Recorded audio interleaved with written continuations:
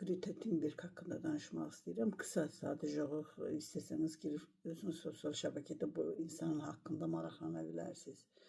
Bugün səhər bir valideyn mənə zəng elədi Şəmkirdən. Oğlunda oxuduğu məktəbdə təqribən bir həftə bundan qabaq bir uşağın, Allah uzaq eləsin, bir uşağın özünü asıb öldürməyi haqqındadır ki, uşaqlar çox ağır depressiya düşdülər.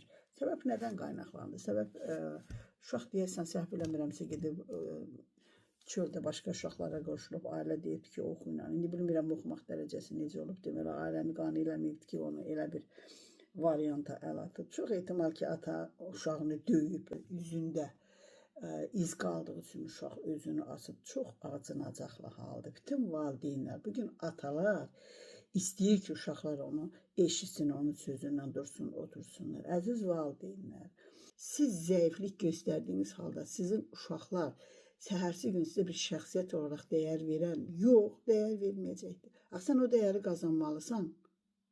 Uşağa haqq vermirəm, bəraət qazandırmıram, amma sən onunla münasibət qurmağın yolunu tapa bilmirsən axı. Tapa bilmirsən o uşaqla bəraət, o uşaqla ünsiyyət qurmağın yolunu.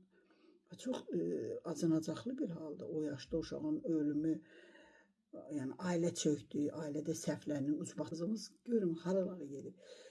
Bu uşağın ürəyinin qarşısında baş əyirəm, bu uşağın niyyətinin qarşısında baş əyirəm, o uşağın arzularının qarşısında baş əyirəm və həqiqətən də keşkə böyük ürəkli uşaqlar yetişdirə bilsəydik. Çox təəssüf ki, yetişdirə bilmirik. Məktəblərdəki bu valideyn komitələri, bazar açın, siz nə hardasınız? Sən yaxşı valideyn komitəsinin sədri olsan, uşağın taleyi ilə maraqlanır, rüşvət yığmaqdan məşğul olmamalıydı. Sən hardasan?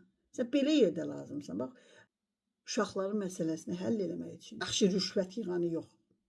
Ağıllı valideyni seçmirlər ki. Kim yaxşı pul yığır o? Bax, ona görə də əzizlərim, baxın bu uşağa, görün necə bir uşaqdır.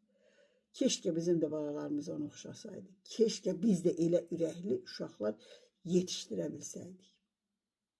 Bu uşağın qarşısında baş əyirəm. People are suffering. People are dying. Entire ecosystems are collapsing. We are in the beginning of a mass extinction, and all you can talk about is money and fairy tales of eternal economic growth. How dare you? Palestine! Free Palestine! I'm not scared of Israel. I'm scared of a world that has seemingly lost all sense of humanity. The story here is how the This time we'll answer your call. From the mountains we shouted, from the shores of the sea.